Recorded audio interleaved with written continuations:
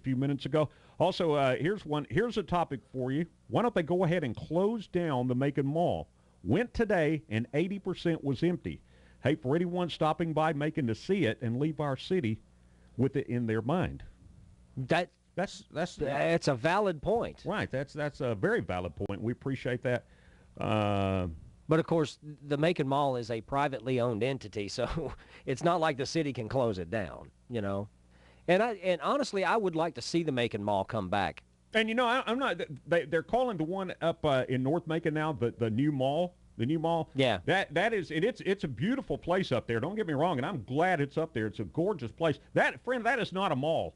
That's a plaza. That's a plaza. Is that what you'd call it? A plaza? A plaza? Yeah. Somebody going up to the that is in my idea. That's maybe I'm wrong. That is not a mall. That is a plaza. Yeah, and it's nice up there too. I mean, they've got some really nice shops and all of that in that place up there on Riverside. It's nice. Right. It really is, and a lot of fun places to hang out, a lot of great places to shop. So yeah, but you're right. It's a plaza. And it's not a mall, people. It's not a mall. But I haven't been in the Macon Mall in about a year, but 80% now is empty? Well, I don't know if it's 80%. I think that may be an exaggeration on their part.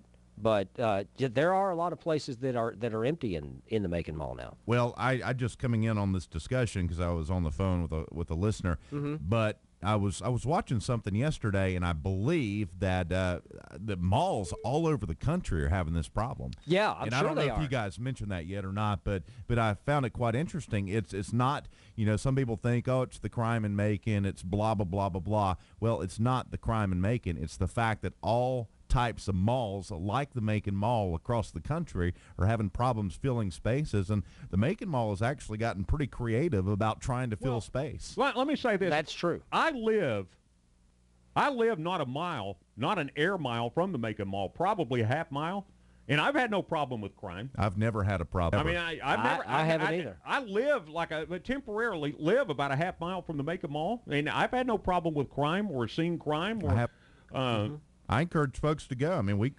absolutely. We go eat in the food court, and I mean, they're local. They're people who live here locally, who are employed. Their job depends on the survivability of the mall and those stores, and there's no reason an isolated crime should deter people. I mean, friends, crime is everywhere. Everywhere. So, everywhere. You know, crime is everywhere.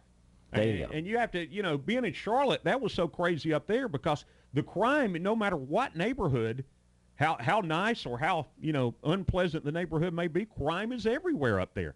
Yeah, there it is. And you know, I live in that area, and I don't feel threatened at all when I go outside or I go to the store or I'm near the mall or whatever. I don't feel threatened at all. So that may just be me.